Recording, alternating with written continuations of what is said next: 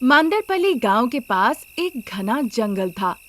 अब चूंकि रात का समय था, इसलिए चारों ओर शांत वातावरण। 10 साल की नीरू रोते रोते वहाँ पे आती है। माँ, माँ, तुम कहाँ हो? रात हो गई है, मुझे बहुत डर लग रहा है। पिताजी शराब पी के आके सो गए हैं। मैं उठा रही हूँ पर वो उठ नहीं रहे हैं। रात हो चुकी है और तुम भी घर नहीं लौटी। तुम कहाँ हो माँ? इस तरह नीरू रोते रोते डरे हुए हालत में जंगल के रास्ते पे जाने लगती है। तभी अनामिका जंगल में एक गुफा के अंदर से बाहर निकल आती है। वो डरी हुई थी, रो रही थी और चारों ओर देखने लगती है। हाय भगवान, अब मैं गांव कैसे जाऊं? जंगल में लकड़ियां काटने आई एक शेर को देखकर डर के मारे इस गुफा में आकर छुप गई। जब जब निकलने की कोशिश करी तो शेर की दहाड़ने की आवाज सुन के डर के मारे इस गुफा में ही अटक गई। अंधेरा भी हो चुका है और पता नहीं मैं क्या करूं। घर पे मेरी बेटी अकेली है, वो भी बेचारी डर रही होगी। जब वो चारों दिशा देख ही रही थी, तभी उसे अपनी बेटी की माँ माँ करके बुलाने की आवाज सुनाई देती है। सुन के ही अनामिका का माँ का दिल पिघल गया। वो भी अपनी बेटी का नाम नीरू नीरू कहकर जंगल के रास्ते पे चलने लगती है। तभी वहाँ पे एक पेड़ के नीचे पंजूर्ली देवता हाथ में टॉर्च पकड़ के चारों दिशाओं के तरफ देखकर जोर जोर से चिल्ला रहे थे। उनके चिल्लाने की आवाज सुन के एक तरफ अनामिका और दूसरी तरफ नीरू दोनों ही डर के मारे अपने अपने दिशाओं में भागने लगते हैं। तभी पंजूर्ली देवता की नजर पड़ती है नीरू पे, जो माँ माँ कहकर भाग रही थी। उसके बाद पंजूर्ली देवता पेड़ के अंदर से अदृश्य हो जाते हैं और अचानक से नीरू के सामने प्रकट हो जाते हैं। जोर से चिल्लाने की वजह से नीरू डर के मारे वहीं रुक जाती है। डरो नहीं बच्ची, मैं तुम्हें तुम्हारी माँ के पास ले जाऊंगा। आओ मेरे साथ। उनके कई दफे समझाने के बाद भी नीरू समझी नहीं। डर के मारे वो उल्टी दिशा में भागने लगी।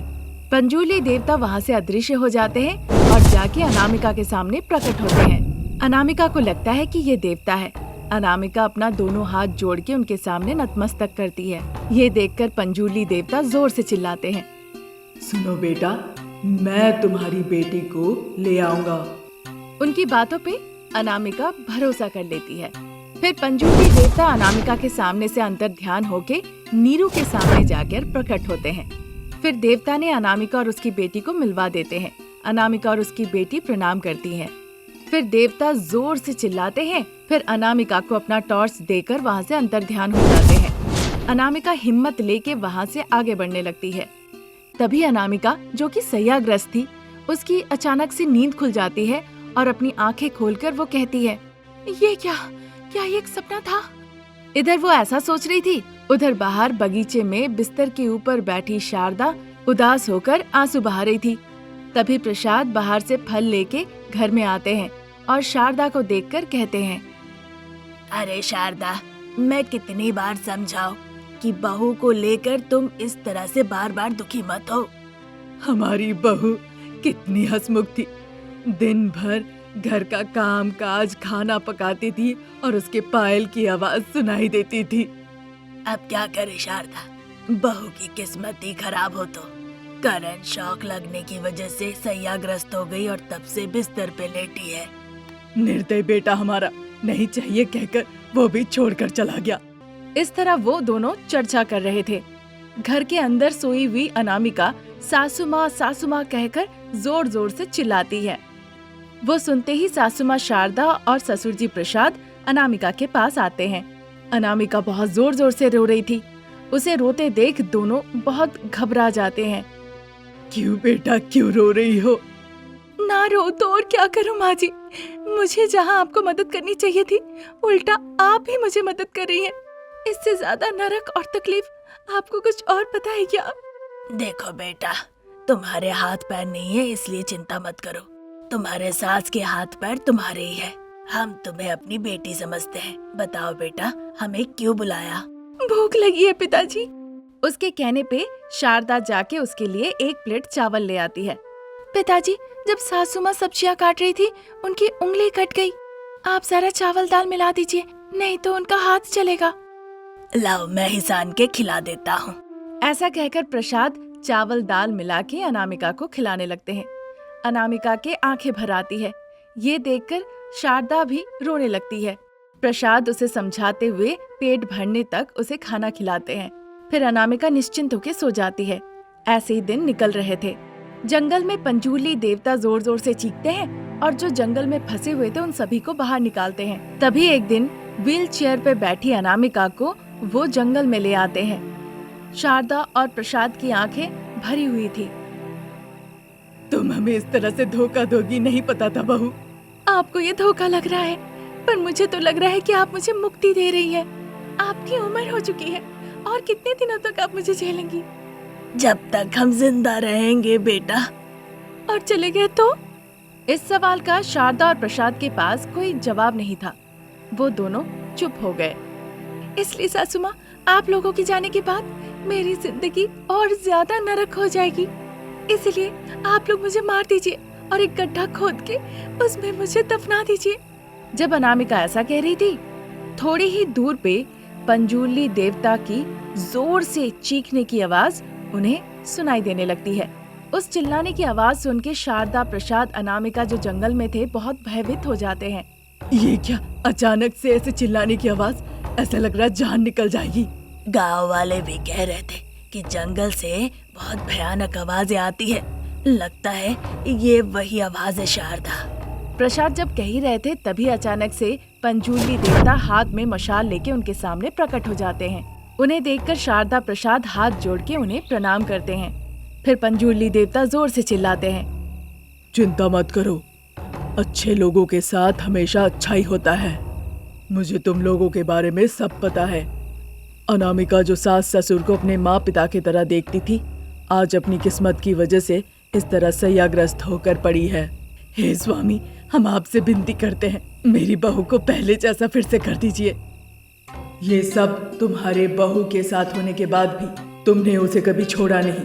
उसे हमेशा अपनी बेटी की नजरों से देखा।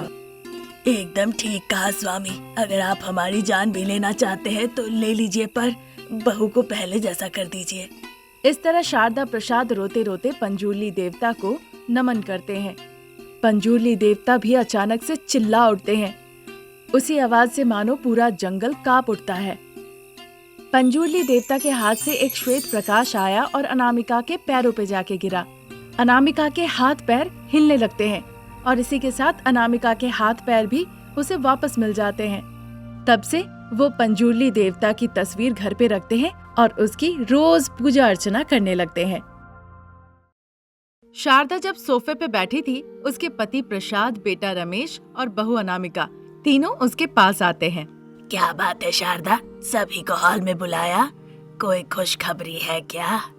ये सुनकर बहू अनामिका मुस्कुराने लगती है। शारदा को बड़ा गुस्सा आता है। अनामिका तुरंत हंसना बंद करती है। क्या बात है माँ, तुमने सभी को हॉल में आने के लिए क्यों कहा? बहू अनामिका के लिए घर के कामकाज के बाद ये दूसरी महिलाओं के साथ गप लड़ाने बैठ जाती है। कामकाज खत्म करके अगर दो बात कर ही लेती है, इसमें तुम्हें क्या दिक्कत है शारदा? हाँ माँ, पिताजी बिल्कुल सही कह रहे हैं। बेटा रमेश, जो कह रही हूँ ध्यान से सुनो। मैं पानी पूरी बेचा करती हूँ। तुम्हारे पिताजी ट्रैवल ऑफिस में एक क्लर्क की नौकरी करते हैं। तुम अपनी पढ़ाई के मुताबिक नौकरी कर रहे हो। सिर्फ बहू ही है जो बिना काम के घर पे बैठी हुई है। शारदा जो कुछ कह रही थी अनामिका को कुछ समझ नहीं आ रहा था। उसके दिमाग में कुछ घुस ही नहीं रहा था। बहू कहाँ फ्री है, घर का काम काज खाना पका रही है। वो सब काम के बाद खाली है, तभी तो बैठ के गप मार रही है ना। माँ, क्या कहना चाहती हो, जल्दी कहो ना। हाँ शारदा, जल्दी कहो, अब कितनी देर खड़े रहे? मैं चाहती हूँ बहू को पानी पूरी का ठेला दे दूँ, वो भी कुछ पैसे कमा लिया करेगी। ठीक है सासू माँ। ये सब मैं क्यों कर रही हूँ? ताकि मैं चाहती हूँ पूरी जिम्मेदारी बहू को दे दूँ। बहू मेरे से भी ज्यादा बेहतर खाना पकाती है ही, और मैं जितना देती हूँ उससे कहीं ज्यादा वो देती है। शारदा की ऐसी बातें सुन के अनामिका बहुत खुश हो जाती है। घर के काम काज में तो कोई तुलना ही नहीं है। जल्दी जल्दी सारा काम कर देती है, घर को साफ रखती है। इन दोनों परीक्षा में बहू को तो बड़े अच्छे नंबर मिले हैं। फिर देर किस बात की शारदा, घर की चाबी और पानी पूरी का ठेला जल्द से जल्द बहू को सौंप दो। तुम घर पे बैठ के भगवान का नाम लो, भक्ति टीवी देखो और जितना हो सके भगवान के सेवा में खुद को विलीन कर दो।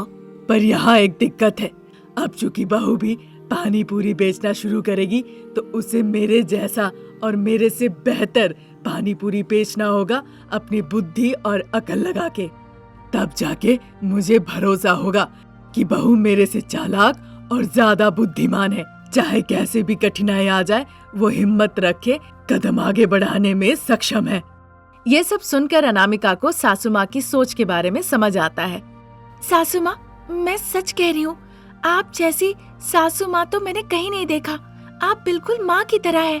जैसे हर महिला के लिए शादी होना बहुत जरूरी है, वैसे ही उसका आत्मसम्मान भी बहुत जरूरी है। आपने ये समझा और समझ के आपने कदम बढ़ाया। देखो बहू, हम मध्यम वर्गीय परिवार से हैं। घर में कितने सदस्य हैं, हम सभी को कुछ न कुछ काम करना चाहिए ताकि 2 पैसे घर में बचे, नहीं तो जीना बहुत मुश्किल हो जाएगा। तुम्हारे पिताजी की उम्र हो रही है, बस बेटा जितना कमाता है उतना ही। इसीलिए अब से हम पानी पूरी व्यापार में प्रतियोगिता करेंगे। तुम तैयार तो हो ना? तैयार हो सासू माँ। फिर कहे मुताबिक शारदा अनामिका को पानी पूरी का ठेला चलाने के लिए उसे दे देती है और सब कुछ समझा देती है।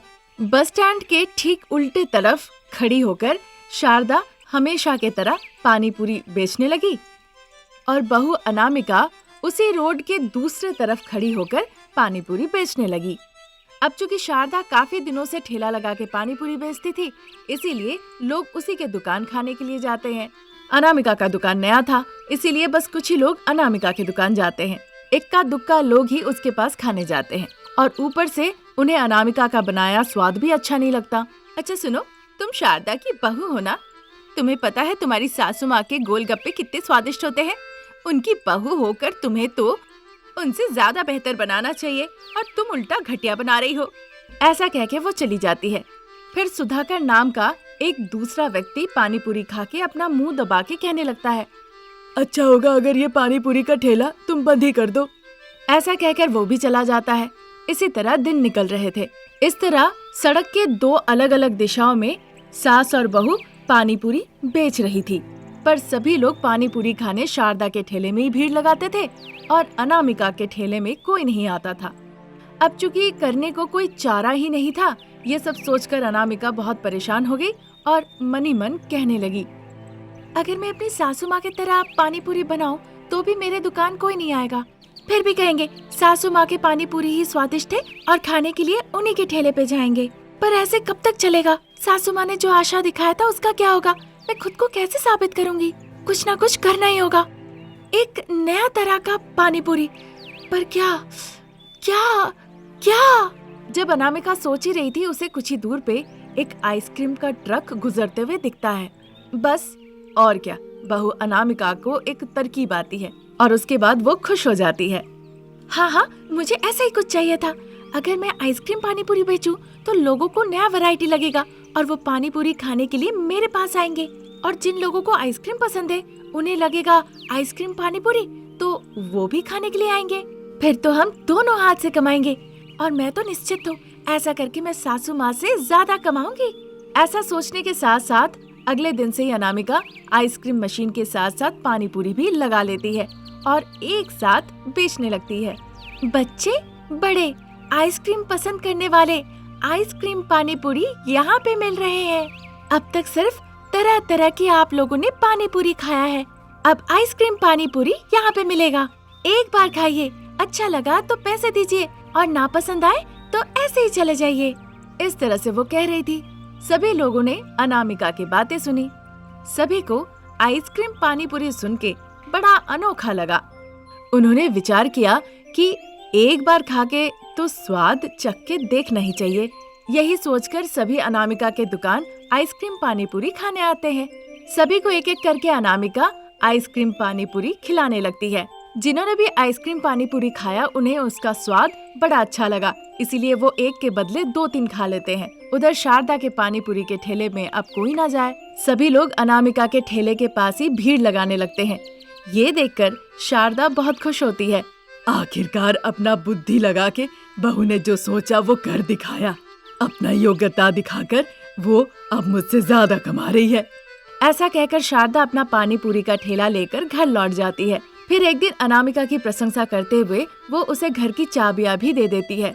अनामिका अपना बुद्धि दिखाकर घर का ख्याल रखने लगती है और साथ ही साथ एक खुशहाल जिंदगी बिताने लगती है।